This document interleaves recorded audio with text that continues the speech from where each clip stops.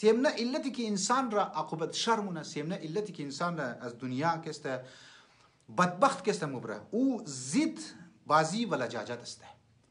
دامزی دنیا مو میگرنی بسیاری از افرادها ضدی هستند، بسیاری از افرادها لجوج هستند، بسیاری از افرادها ضدپنی مابین چی مو صفت چی بسیار برجسته هست. زن شوهر را اگر مسئله اشتباه کنی، اگر در مسائل خانوادگی خود ضد کردن خانه تباه و برباد میشه، یعنی مستقبل خانه از بین موره. اگر مو بعضی از افرادها را میگرنی در مقابل حق و در مقابل منبر یا در مقابل کارهای مذهبی یا امو تیوری مذهبی یا امو ورلد ویو مذهبی نمایا که سر تسلیم خم نمونه یا حتی آماده نموشه گوش کنه. حتی بعضی ها میگرنی کارهای مذهبی رو گوش نمونه، گبهای مذهبی رو گوش نمونه. مو در منیم فی سوشال میدیا واقعا میگرنی، البته بد چیز نیه. بعض اوقات از جون ایلیر که یگو نظریش کوچ مونه، یگو میگرنی یگو گبی یگو یورپی فرد را که کوچ مونه، اگر خوب گب استعمال ممکن نکنه. لیکن واقعا مو خزانه از معرفتی از اهل بیت علیهم السلام داره. نجیب اللاغه رو بالکن باور کن از لحاظ سیاست بگر، از لحاظ خانوادگی بگر، از لحاظ تاریخ بگر، از لحاظ تربیت اولاد بگر، از لحاظ فلسفه بگر، از لحاظ عرفان کس بگر، نجیب اللاغه بگر از مو پورسته. دیگه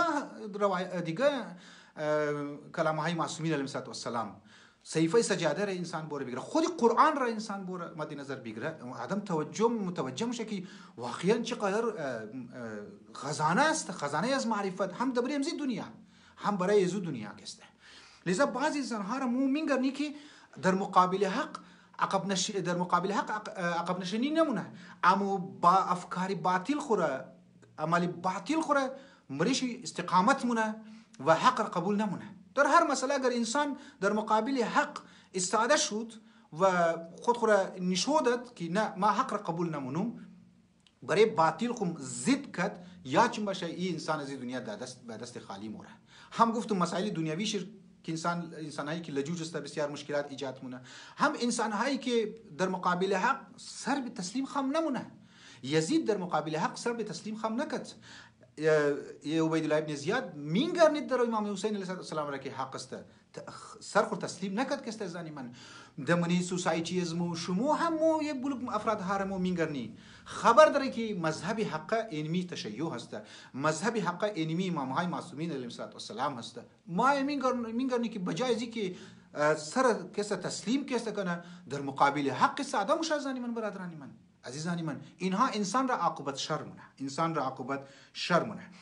میگن خلافی عقل چی درو ثابت، خلافی امزو گبایش درو ثابت مونه، یا عالمی درو گپ میزنه یا دین درو گپ میزنه کوتا نماید. چرا؟ چون که گفتم یک صفت نقطه ضعف های دیگری مبتلا هست. بعضیا در مشهوری که ممکنه مبتلا باشه، بعضیا ممکنه در امزو کارهای معروف بودن خو مبتلا باشه، ریاکاری های خو مبتلا باشه. کوتا نماید.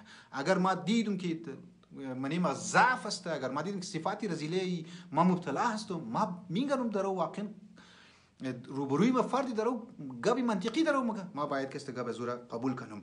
اگر مو میگم من تاریخ اگر توخ کنی، من قرآن اگر توخ کنی، داستانی حضرت نوح می بود. امت حضرت نوح علیه السلام از خاطر لجوج بودن خو، از خاطر ضدی بودن خو، از خاطر ازی که بسیار لجاجت میکردن، ضد بازی میکردن، گبی حضرت نوح علیه السلام را قبول نکرد. این من تاریخ ثبت است، من قرآن ثبت است. این از عقیده از مستقیم قرآن تاریخ چه قبول داریم. لذا افراد هایی که زیر گبی حضرت نوح را قبول کردن، در کشتی سوار شدن و دیدی که یک بلوک از فامیلی حضرت نوح علیه السلام اولاد شکست حضرت نوح علیه السلام در منیزو دریا، منیزو بارش، منیزو سیلاب غرق شد. از من برادرانی من مومینگانی که بعضی از افرادها در مقابل حق کوتاه نماید. در مدینه رسول خدا در کنار خانه خدا میشیشت، مردم را در مکه سمجاو مکتک، وعظ و نصیحت مکتک. یک نفر میمدن گوشهای خود بند میگرفتن که گبی حق را ما گوش نکنم. انسان بعض اوقات در انزی مرحله هم میرسه، حق را روبروی خود میگرنه، لیکن از خاطر ضدپنی خود نابود مونه، خود از بین کسته مبره. نابود مونه به خدا انسان ها را امی لجاجت، امی ضدپنی. اگر انسان چنگال ازی کسته گرفتار شونه، هر ذلت و حقارتی که انسان را مبتلا مونه و مقام انسانیش را از بین مبره، باور کو اونایی که ضدپن هستن اونا او را قبول مونه.